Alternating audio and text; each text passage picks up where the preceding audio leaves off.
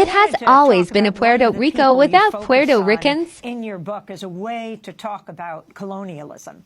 Cornelius Rhodes, the doctor, the cancer researcher who went to San Juan, Puerto Rico to study anemia in the 1930s. Tell us what he did there and how he ascended from there.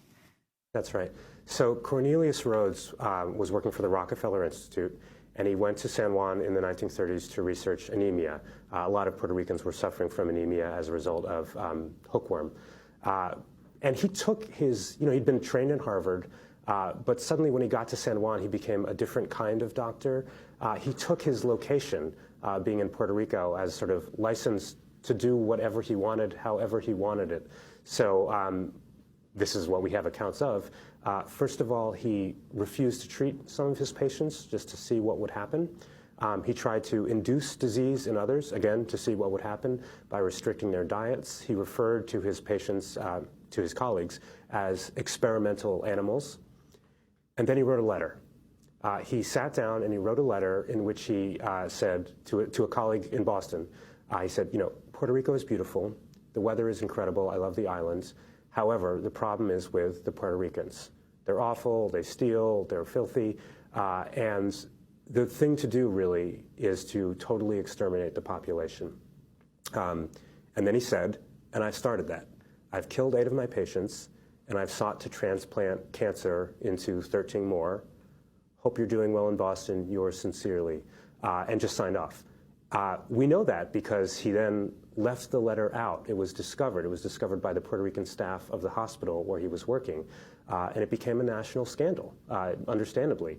Puerto Ricans had heard the scorn of mainlanders. They'd heard talk of the problem of Puerto Rican overpopulation and how mainlanders disapproved of it.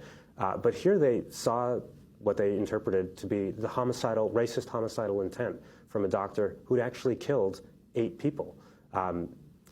Cornelius Rhodes left. He just fled the island, hoping, presumably, that what happens in San Juan stays in San Juan. The government did an investigation. It uncovered another letter, which the governor deemed worse than the first.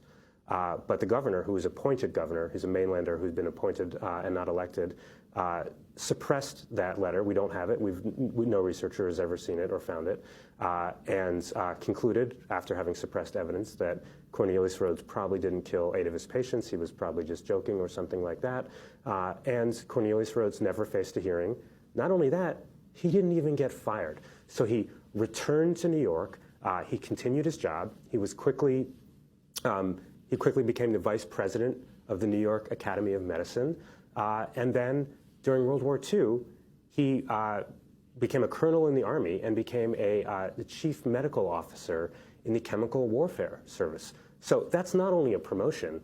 Just think about what that allows him to do, because the Chemical Warfare Service is preparing the United States to enter a gas war if it comes to that. So in order to do that, it tests out all kinds of poison gas, first on animals, goats are preferred, but ultimately on human subjects, on uniformed men who are, without a lot of informed consent, either having mustard agents applied to their skin to see how their skin blisters, are put in gas chambers with gas masks to see how long they can stay in there. They're locked in there until they falter.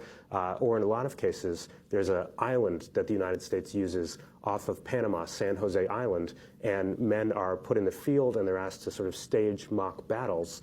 But while they do that, they're gassed from overhead, and then this is to see how they're affected. After overseeing these medical experiments with gas in which 60,000 uniformed men, a lot of them Puerto Rican, were subjected without informed consent to chemical weapons, and many of them suffered debilitating effects as a result of this.